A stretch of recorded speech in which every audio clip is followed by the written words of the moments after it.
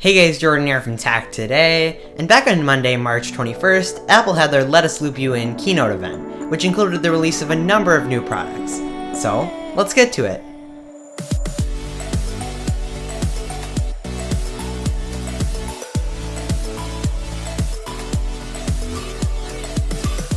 So probably the most anticipated release from the event was the new iPhone SE, or SE as most people are calling it. And the new SE is pretty much an iPhone 6s inside the smaller 4.7-inch body of the iPhone 5s with just a few features lost, which I'm going to explain in this video.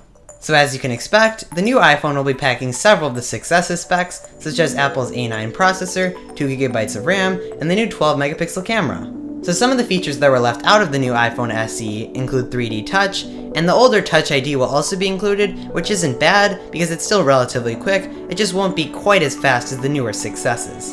Another area where cost was cut was in the front-facing camera. So Apple has officially downgraded to a 1.2 megapixel camera with an f2.4 aperture. So I would not recommend taking any selfies in low-light situations unless you don't mind your face coming out like a potato.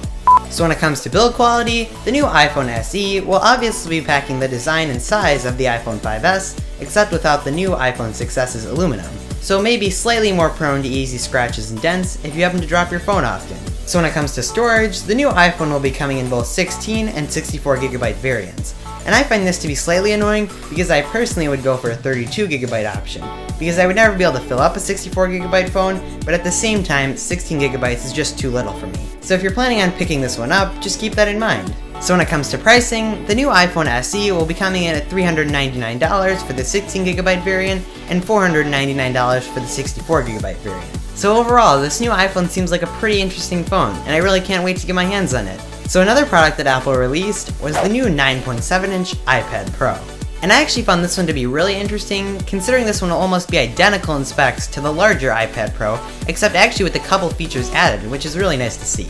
So the new iPad is going to be packing the same Apple A9X processor and also 4 speakers similar to the larger iPad Pro, but some of the new additions include a true tone screen that can mimic the lighting of the room you're in to make the iPad seem more reflective like paper, and at the same time it should reduce the amount of strain on your eyes in low light situations. So on top of that, the new iPad Pro will be featuring the same 12-megapixel rear-facing camera found on the iPhone 6s and SE, but sadly with the camera bump. So you may want to get a case to eliminate that if you're going to use your iPad on flat surfaces. And of course, since this is an iPad, you can connect it to all their keyboard and smart cover accessories for easier use on the go. And of course, the $100 Apple Pencil, which is obviously the best one of all. So for pricing, this new iPad will start at $599 for a 32GB variant, and the price exponentially goes up from there if you want either the 128GB or 256GB variants.